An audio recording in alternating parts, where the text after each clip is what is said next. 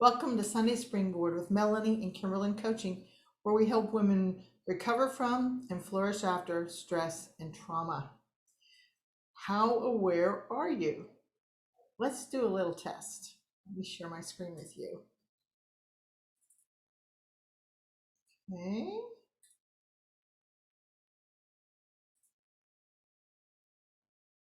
This is an awareness test.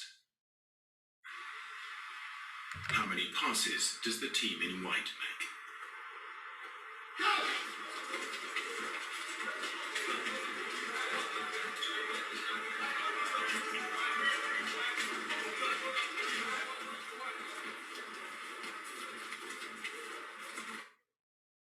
The answer is 13. But did you see the moonwalking bear?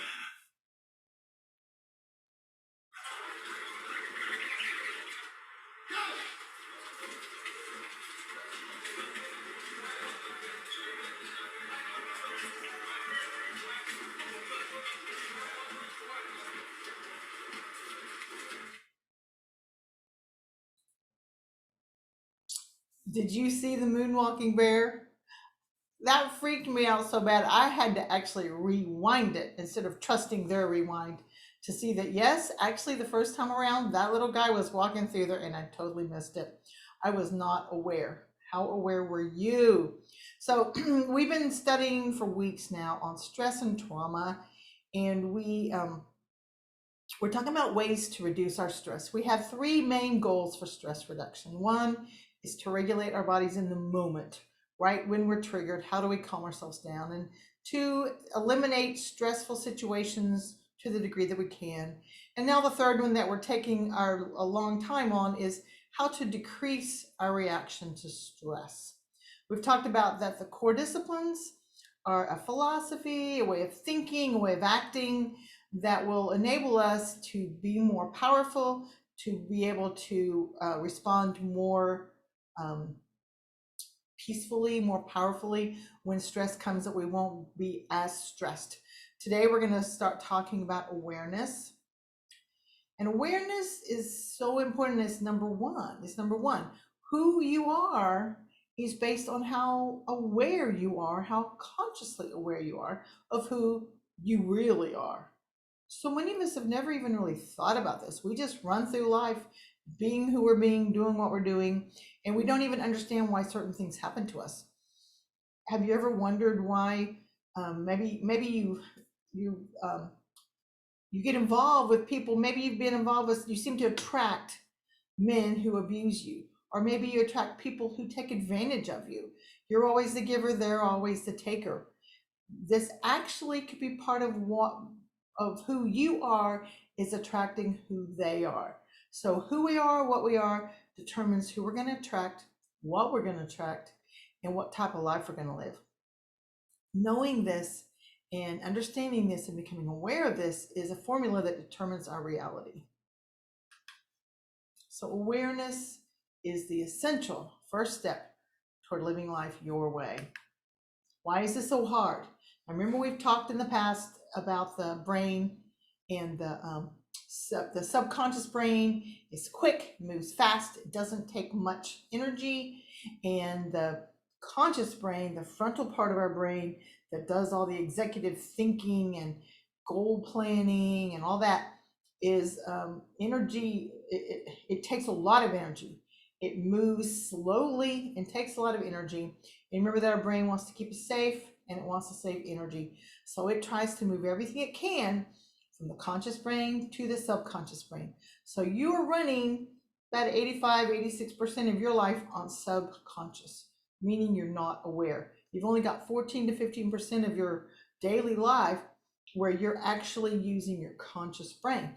So that means this is hard. For us to start becoming aware of things around us, we're going to have to start using that frontal brain more often. It's going to be hard, but it is worth it, I promise. So when we start talking about becoming aware, what do we want to be aware of?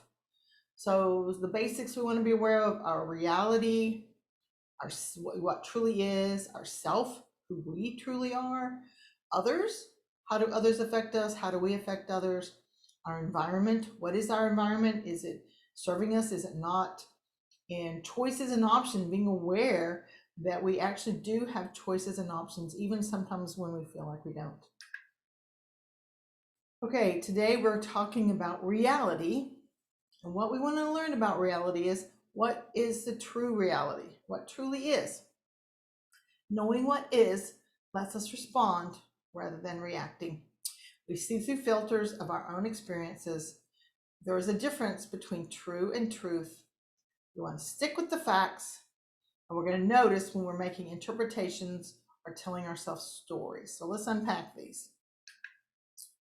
First, we want to know awareness of reality. What is actually happening versus what you believe is happening. They might not be the same thing. You're reacting and responding to life out of your past, and what you're thinking is happening may not actually be what's happening. Now, awareness is the ability to know what is. So when we know what is, that lets us respond, which is actually consciously choosing an action rather than reacting, which is responding from past history. If you remember the flowers metaphor from videos a while back, we talked about how, say you love flowers, they're beautiful, they smell good, and one day you come in contact with a flower and you get this highly allergic reaction. You can't breathe, you have to go to the hospital, you get a breathing treatment, maybe get some epinephrine. I mean, you just have to go through this whole process. And so now you have got a category called flowers and a category called flower. If this happens a couple times, your brain is tired. It does not want to discern. Every time it looks at a flower, it doesn't want to have to decide, is this a good flower or a bad flower? So it just collapses those categories and it just says flowers. All flowers are bad. And so for you, anytime you start to become around a flower, you're going to start to feel stressed. You're going to start to feel anxious, because now in your life, in your mind, all flowers are bad, even if this is not true. You start to see what you expect to see, and you look for what you're looking for. So have you ever bought like a red car, and now you start seeing these red cars all over the place? It's not that there are more red cars out there, it's just that now you're noticing them because you just bought one and you're more conscious of those. This is called selective attention. We have so much information coming into our brain at any one time, so much visual, so much auditory, so much information. Our brain cannot process it all as quickly as it needs to. And like I said, it wants to save energy. So it just concentrates on what's relevant. You notice in that first video, that monkey, that guy dressed up as a monkey, was there to start with, or as a bear, wasn't it? Anyway, but it was there, but we didn't see it. Our brains tuned it out because we were busy counting basketballs. This is called selective attention. And if we're not aware of this, we don't realize that we're actually missing out. We're not even thinking about the things that we're not seeing. How would you? So that's one thing we want to be careful of and think about this. What are we not noticing? Our brain does not look to challenge what we believe. It looks to validate what we believe. So however you're moving through life, your brain is just going to look for things to validate that and to say that is true. We see through the filters of our experiences. So with our story about the flowers, because I had a few bad experiences with flowers, now all flowers are bad. Maybe you have some relationships, a couple relationships, and the men are abusive. So now maybe you feel like all men are abusive. Maybe you had a dog bite you when you were small, and now you're afraid of dogs. All dogs are bad. Once we have a couple of bad experiences with something, our brain says they're all bad. And so we're not really seeing reality because it's not true. So we are reacting and we're seeing through the filters of our own experience. So maybe you're talking with someone and you totally react to whatever it is they're saying. It turns out they reminded you of your father, and they said something critical that made you think of the way your father criticized you when you were little, and you totally overreact, overrespond, and later on you realize you were not responding to that person and what that person said to you. You were responding to your dad. So these are things that if we don't realize what's going on, then we get stressed more easily. If we realize what's going on, we can learn to not let the stress bother us so much. There is a difference between little t truth and big T truth. Big T truth is indisputable. This is what is actually happening, or this is what actually occurred. You can't deny it. There is a tree growing in the yard. The sun is in the sky. There's a person dead on the ground. This is truth. Now, what we see is only what is true for us, right? So the person's dead on the ground is big T truth, but then maybe I say the person in that a certain height killed this person. I saw this. I know this happened, and maybe that's not true at all. Maybe the person is 6 inches shorter or taller. And we know that eyewitnesses are the very least credible of evidence in any investigation. You could have 5 witnesses and they all describe a different thing. So they're each seeing what is true for them, but they're not seeing what is the actual big T truth.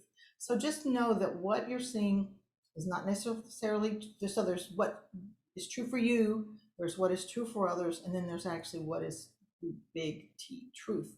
And if we realize that what we're seeing may not be the big T truth, we're along our way to being more aware of reality. So when we're trying to do this, we're trying to be aware of reality, we want to stick with the facts. So you've moved away from the facts and you're starting to make an interpretation. So like you say that this outcome, whatever this outcome is, increases my worth as a human being, or I get emotional about the outcome, or maybe I'm judging myself by some standard. All of these interpretations and telling myself stories show me that I'm moving away from the facts and I'm moving into my own story. Now, this is a kind of a cycle. We're talking about the reason we want to be aware of things is so we can be less stressed. But when we are stressed, we become less aware of reality. So it's kind of a cycle, and we have to just kind of find a spot to stop the cycle and start changing things. So when we're stressed, you remember before that the brain pushes all those hormones, puts us into Hulk mode, where we cannot think clearly, our brains are foggy, and we're back into subconscious. We're back on automatic. And so we start creating explanations from the past. We're telling ourselves stories. We're making interpretations from things before. We're not logically discerning what's going on right now. We're creating our own truth. And when we do this, we just end up in that cycle. So when we become aware of what's truly happening, as opposed to what we think, what we believe is happening, we create the ability to make conscious decisions. And that is actually one of our core disciplines that we will talk about later down the road when we get to that point. So let's do a recap now. The first thing we want to become aware of is reality, what truly is. Knowing what is helps us respond rather than react. We see things through the filters of our own experiences. There is a difference between little T truth and big T truth. We want to stick with the facts, and we want to notice when we're making interpretations or telling ourselves stories. So if you would like some help with this, I'd love to help you. There is a link in the show notes. You can click on it, schedule a free coaching session. I would love to talk with you and see if we could work things out to work together. Meanwhile, I hope you have a less stressful week and that you've learned some good things here. If you missed the past videos, you can go to my website, KimberlinCoaching.com. On the Springboard tab are all my past videos. You can catch up and you can learn some good things to help yourself along the way. Okay, have a great week.